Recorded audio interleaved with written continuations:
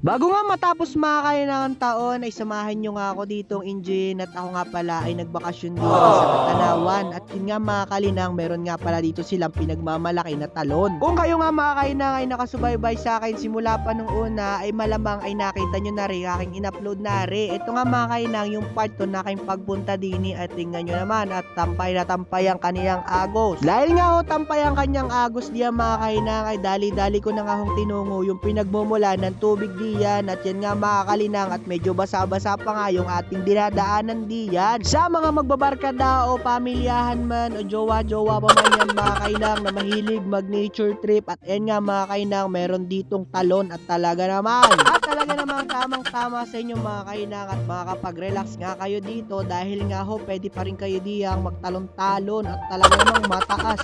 Ayan. At sa dami ko na nga nasabi mga kalinang ay muntikan ko na nga malimutan yung ating intro ay kaya naman natin ang isasangat. At kung bago ka pa nga lang sa ating channel, ayan nyo ako magpakilala. Hi, ako si Kahinang, ang aspiring vlogger ng Tayabas. Maraming ganap sa buhay, kaya tara, samahan nyo ako. At kung gusto mo marating mga Kahinang yung taas ng talon, ito nga pala yung kanilang daanan. At syempre tayo bida-bida at tayo umakyat na.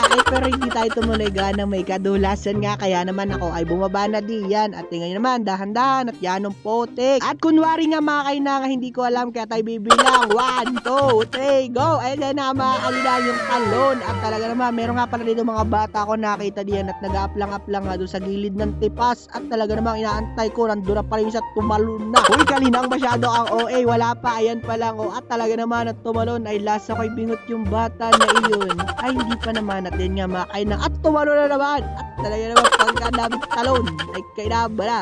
At yun nga mga kalinang, kunwari nga tayo ay mag-script diyan. At talaga may palapit-lapit pa sa loob. Huwag kayo mag-alay, di ako marlub ako. Kaya di tayo lalubog-lubog diyan. Hanggang dito na lang. Bye-bye.